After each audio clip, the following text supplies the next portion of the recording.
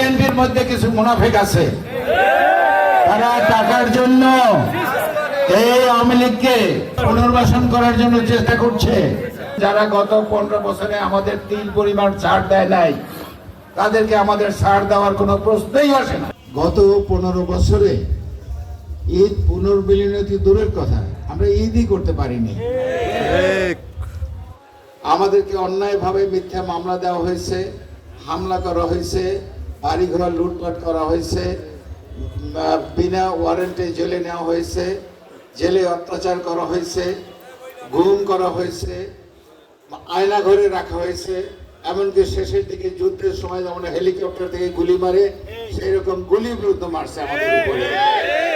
মানে অত্যাচার কি এবং কত প্রকার তা আওয়ামী লীগ দেখাই দিয়ে গেছে। কিন্তু এর সঙ্গে সঙ্গে আমি এটুকু বলবো যে ওরা হলো জালেম, আর আমাদের উপরে অত্যাচার করা হয়েছে, আমাদের উপরে জুলুম করা হয়েছে, সেজন্য আমরা হইলাম মজলুম। আমরা মজলুমের ব্যথা বুঝি, আমরা কিন্তু জালেম হতে চাই না। ওয়ালটন আবারও মিলিনিয়ার অফারে ওয়ালটন ফ্রিজ কিনে আপনিও হয়ে যেতে পারেন মিলিয়নিয়ার। মিলিনিয়ার ছড়াছড়ি দেশ জুড়ে, এটা শুধু ওয়ালটনই পারে।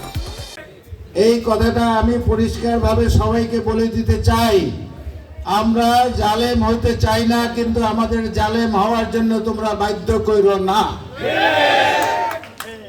এই কথা আওয়ামী লীগ, বিএনপি, জাতীয় পার্টি সবার জন্য। সত্য সত্য, মিথ্যা মিথ্যাই। এখানে মিথ্যা দিয়ে সত্যকে ঢাকার চেষ্টা করবেন না। আমরা 15 বছরের সাক্ষী।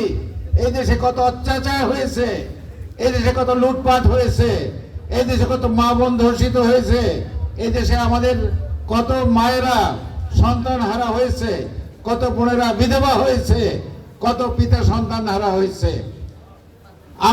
আমরা তার সাক্ষী। কাজী আপনারা এই দেশে রাজনীতি করতে পারেন নাই, আপনারা ব্যর্থ হয়েছেন, আপনারা পালিয়ে গেছেন।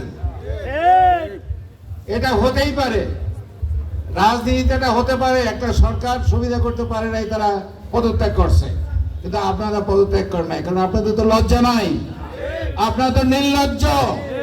কাজে আপনাদের ঘাড় ধরে বাইর করে দিতে হয়েছে। বহু সরকার পতন হয়, প্রেসিডেন্ট কি পালিয়ে যায়?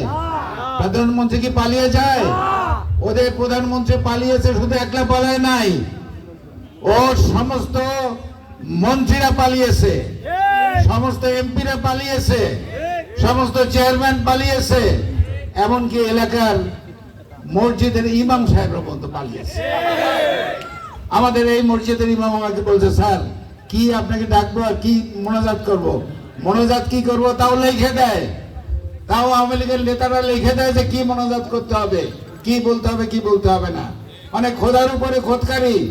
ওদিকে আমাদের নেত্রী ম্যাডাম খালেদা জিয়া, ওনার বিরুদ্ধে কত মিথ্যা মামলা দিয়েছে, ওনাকে জেলে রেখেছে, অত্যাচার করেছে, অসুস্থ করেছে, স্লো পয়জনিং করেছে, বিদেশে উন্নত চিকিৎসা করতে যাইতে দেয় নাই।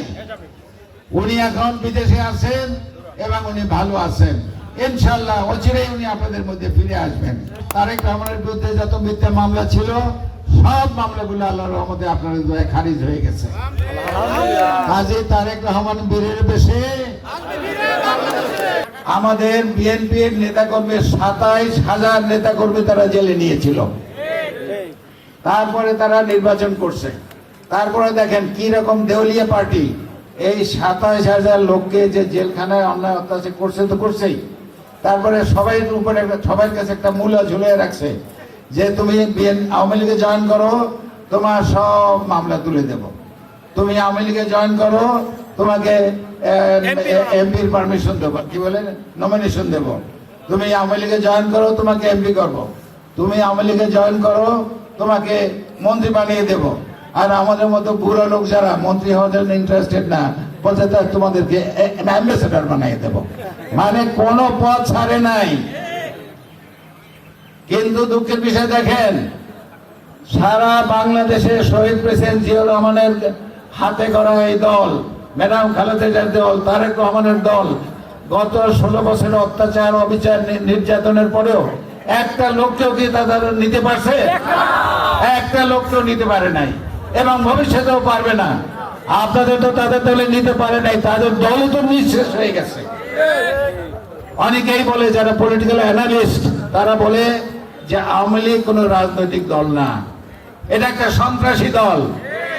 তারা প্রথম থেকে শেষ পর্যন্ত, ভোর থেকে রাত পর্যন্ত সন্ত্রাসের উপরেই তো রাজনীতি করেছে। তো কাজেই এইখানে যে কথাগুলো আপনারা শুনেছেন, যারা গত 15 বছরে আমাদের 3 পরিমাণ ছাড় দেয় নাই, তাদেরকে আমাদের ছাড় দেওয়ার কোনো প্রশ্নই আসে না। বিএনপির মধ্যে কিছু মুনাফিক আছে, তারা টাকার জন্য এই আওয়ামী লীগকে তাদের থেকে টাকা নিয়ে তাদেরকে রিহেবিলিট করার জন্য, তাদেরকে কি বলে পুনর্বাসন করার জন্য চেষ্টা করছে। তো আওয়ামী লীগকে কি করবেন না করবেন সেটা পরের কথা, আগে নিজের ঘর সামলা।